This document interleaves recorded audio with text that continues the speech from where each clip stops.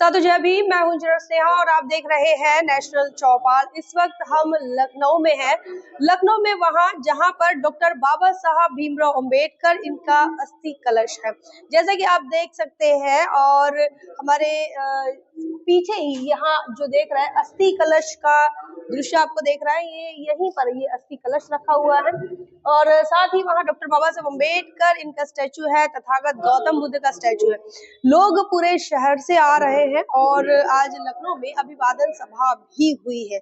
और इस जगह पर जहां पर यह अंबेडकर भवन है, यहाँ पर अभिवादन सभा का आयोजन किया गया था। और यहाँ आपको आश्चर्य की बात यह है कि यह अभिवादन सभा जो है, यह योगी आदित्यनाथ जो कि उत्तर प्रदेश के मुख्यमंत्री हैं, उनके उपस्थिति में यहाँ की ये जो आज की अभिवादन सभा है वो संपन्न हुई है।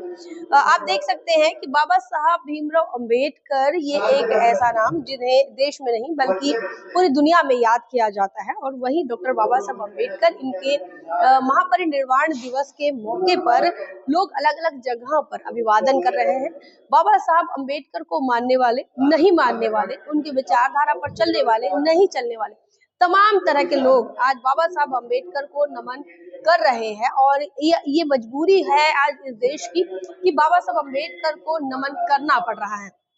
जैसा कि हमने कहा कि भारतीय जनता पार्टी की सरकार उत्तर प्रदेश के अंदर है और उत्तर प्रदेश के मुख्यमंत्री योगी आदित्यनाथ इस अंबेडकर भवन में आकर उन्होंने बाबा साहब अंबेडकर को नमन किया।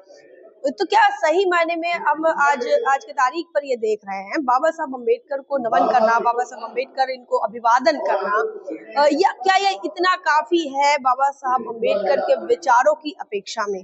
तो जब हम इसका आकलन करते हैं या फिर इसकी पड़ताल करते हैं, जांच करते हैं, तो हमें समझ आता है कि बाबा साहब अंबेडकर के कई स्टेटमेंट्स ऐसे आते हैं जो इस बात के लिए हमें प्रेरित करते हैं कि भाई आप व्यक्ति पूजा से ज्यादा, विभूति पूजा से ज्यादा आप उन चीजों के लिए काम करें जो चीजें बाबा साहब अंबेडकर चाहते थे कि वो जमीन पर उतरे। बाबा साहब अंबेडकर का एक विचार हम अक्सर बताते हैं आपको कि बाबा साहब अंबेडकर कहते हैं कि मेरी जय जयकार ना करो, मेरी पूजा ना करो, मेरी जय जयकार करने से बेहतर ये होगा कि मैं जिन चीजों के लिए काम करना चाहता था, मैं जिन उद्देश्यों को पार करना चाहता था, पाना चाहता था, उन उद्देश्यों को पूर्ण करने के लिए अपनी जान की बाजी लगा दो। साथियों, आपको बताया कि बाबा साहब अंबेडकर का जब देहांत हुआ तो लाखों की भीड़ बंबई के सड़कों पर थी। आंसू बहा रहे थे लोग और ट्रेन से भर भर के लोग मुंबई की तरफ जा रहे थे, जहां पर बाबा साहब अंबेडकर इनकी अंतिम यात्रा और अंतिम विधि होने वाली थी। बाबा साहब अंबेडकर को मानने वाले लोग गांव में, देहातों में याद कर रहे थे बाबा साहब अंबेडकर को। 6 दिसंबर 1956 का वह दिन ऐसा दिन है जब लोग अपने गांव देहातों में, बस्तियों में, मोहल्लों में बाबा साहब अम्बेडकर को नमन कर रहे थे और ये कह सकते लिटरली वो रो रहे थे। लेकिन बाबा साहब अम्बेडकर ने जो बात बताई है, जिन चीजों के लिए काम करने के लिए कहा है, वो चीजें बहुजन समाज के वो लोग जो आंसू बहा रहे थे वो नहीं कर पाए।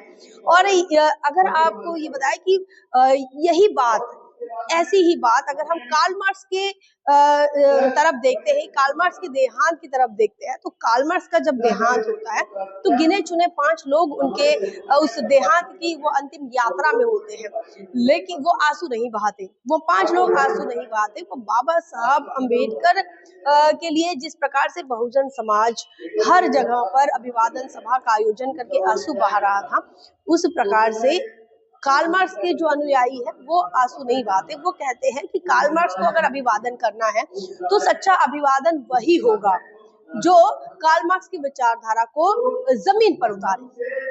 बाबा साहब अम्बेडकर, इनकी विचारधारा बहुत ताकतवर है, इतनी ताकतवर कि इस देश के जातिवाद को, इस देश के वर्णवाद को करारा जवाब है। बावजूद इसके बाबा साहब अम्बेडकर के जातियों को खत्म करने का आंदोलन हो, बाबा साहब अम्बेडकर का सत्ता प्राप्ति का आंदोलन हो, बाबा साहब अम्बेडकर का आर्थिक मुक्ति का आंदोलन हो, बाबा साहब अम्बेडकर का सामाजिक परिवर्तन का आंदोलन हो, ये तमाम आयामों में अगर हम देखते हैं तो ये मिशन, मूवमेंट, ये आंदोलन बहुजन समाज के लिए उतना गंभीर नहीं लगता जितना गंभीर कार्ल मार्क्स के उन 5 अनुयायियों के लिए लगता है।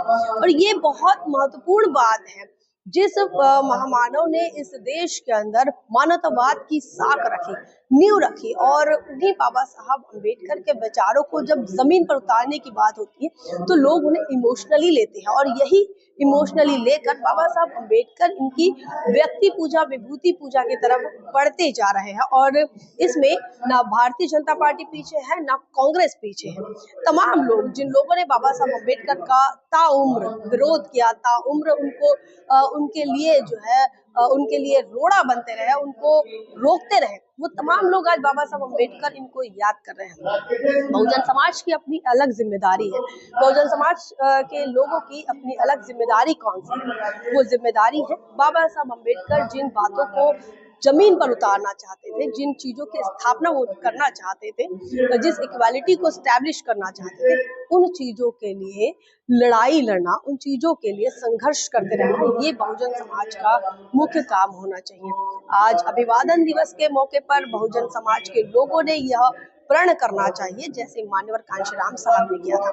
मान्यवर कांशीराम साहब ने 6 दिसंबर को बामसेफ की स्थापना की और बामसेफ की स्थापना करके उन्होंने बाबा साहब अम्बेडकर इनके काम को, इनके लक्ष्य को अपना लक्ष्य बनाया।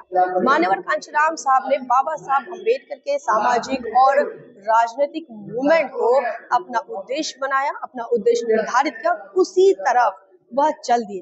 बाबा साहब अम्बेडकर ने कहा था, बड़े निराश होकर कहा था, बड़े दुखी होकर कहा था कि मुझे पढ़े लिखे लोगों ने धोखा दिया। मान्यवर कांशीराम साहब ने उन पढ़े लिखे लोगों को इकट्ठा किया। मान्यवर कांशीराम साहब ने बामसेफ की स्थापना करके इस देश के अंदर एक नॉन पॉलिटिकल मूवमेंट की शुरुआत की और उसके बाद आपने देखा कि उत्तर प्रदेश के अंदर बहुजन समाज पार्टी की एक बार नहीं बल्कि 4-4 बार सरकार बनती है। तो बाबा साहब अम्बेडकर के मूवमेंट को जमीन पर उतारना, उनके उद्देश्यों को प्राप्ति के लिए उस तरफ रुख करना, उस तरफ कूच करना, यही सच्चा अभिवादन हो सकता है। लेकिन आप देखिए काल का ये समय का चक्र ऐसा है कि जो लोग बाबा साहब अम्बेडकर की छाव पसंद नहीं करते थे, जो बाबा साहब अम्बेडकर का जाति के नाम पर जिन्होंने अपमान किया, जाति की वजह से जिन्होंने देश के अंदर संविधान को लागू नहीं किया, लागू नहीं होने दिया, वो तमाम लोग आज बाबा साहब अम्बेडकर को याद कर रहे हैं, नमन कर रहे हैं। लेकिन बहुजन समाज को सोचना होगा, बहुजन समाज को इसलिए सोचना होगा क्योंकि बाबा साहब अम्बेडकर को नमन करना या उनकी पूजा करना, ये तो विरोधी भी कर रहे हैं। जिन लोगों को बाबा साहब अम्बेडकर संविधान सभा में देखना पसंद नहीं था, वो फूटी आंख नहीं भाते थे बाबा साहब अम्बेडकर उन्हें संसद के अंदर, वो तमाम लोग भी आज बाबा साहब को नमन कर रहे हैं, सोशल मीडिया पर वो नमन कर रहे हैं, अपने पोस्टर बैनर लगा रहे हैं। लेकिन बहुजन समाज को इन चीजों से अलग होकर ये सोचना पड़ेगा कि क्या हम बाबा साहब अम्बेडकर के आंदोलन को सही मायने में मंजिले मुकाम पर पहुंचा पा रहे हैं या नहीं पहुंचा पा रहे हैं। और अगर मंजिले मुकाम पर पहुंचा पा रहे हैं तो क्या हम अब तक शासन करती जमात की तरफ बढ़ रहे हैं? क्या हम जातियों को खत्म करने के लिए आगे बढ़ रहे हैं? क्या हमने इस देश के अंदर सामाजिक परिवर्तन किया? क्या जाति के आधार पर उत्पीड़न अभी रुक गया है? क्या इस देश में संविधान पूर्ण तरह लागू हो गया है या लागू हो रहा है? ये तमाम चीजों का सवाल है, ये तमाम सवालों के जब जवाब मिल जाएंगे तब बहुजन समाज के लोगों को यह समझ आएगा कि हम अभी कहाँ हैं और हमारी अभिवादन सभा के कितने मायने हैं और कितनी इस अभिवादन सभा में सच्चाई है, कितनी गंभीरता है। क्या कुछ आपका मानना है, क्या कुछ आपका सोचना है? आज 6 दिसंबर है और 6 दिसंबर 2024 को हम लखनऊ के इस अंबेडकर भवन में है, जहां पर कलश स्थापित है बाबा साहब अम्बेडकर। इनको नमन करने के लिए तमाम लखनऊ भर से लोग यहाँ आ रहे हैं और यहाँ हम आपको भी लेकर आए थे, हम भी नमन करने आए हैं। लेकिन इसी के साथ साथ हम बाबा साहब अम्बेडकर इनके आंदोलन की तरफ लगातार अपना योगदान देते रहेंगे। नेशनल चौपाल इसके लिए कटिबद्ध है। आपका क्या मानना है, क्या सोचना है? कमेंट सेक्शन में जरूर लिखिए। बने रहे नेशनल चौपाल पर, तब तक के लिए जय भीम, जय भारत।